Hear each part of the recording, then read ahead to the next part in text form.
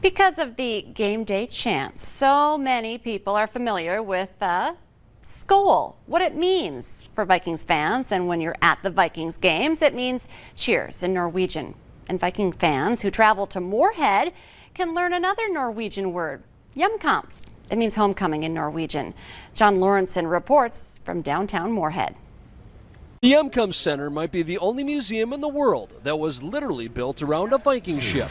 Asp began to gather his raw materials. In the 1970s, teacher Robert Asp decided he wanted to build such a ship and sail it across the Atlantic. It took 7 years to build because he did it by himself primarily at the beginning. He felled the trees, he milled them. Asp was diagnosed with leukemia before he could see it through, so others helped him finish. The job took more than 100 oak trees to complete. When it was done, it stood 60 feet high and weighed 16 tons. In May of 1982, it set sail from Duluth with 13 crew members, including 4 of Asp's own children.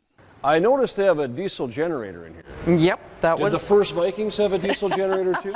No, they did not. But the generator really didn't come into play. The voyage was powered by wind. A week into their journey, a tropical storm almost ended it all. It broke the rudder and tore a hole in the ship's hull. They had nobody following them, no emergency protocol, any of that. So this was a risk in a lot of ways. Absolutely, absolutely. But they kept going, and it was a breeze after that. They sometimes had wind high enough to water ski off the back on using the Viking shields for skis. After 6 weeks at sea, they arrived in Bergen, Norway. The ship spent a year there before being placed on a freighter back to the U.S. Its final port was Moorhead, where it all began, and where visitors from around the world come to see it. Can you believe they took that from Minnesota all the way to Norway? It's unbelievable, and then looking at the condition of her, she just barely made it. You came all the way from Delray Beach, Florida to see this Viking ship. That and the runestone. The ship isn't the only Viking relic you'll find here. The Hopperstad is in the little village of Vik, Norway.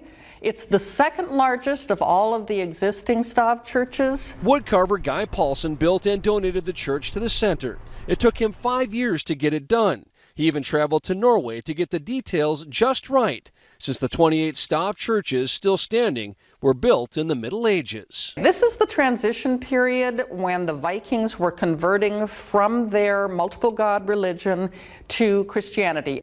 The theme here is dream big, much like the builders of ships and churches once did.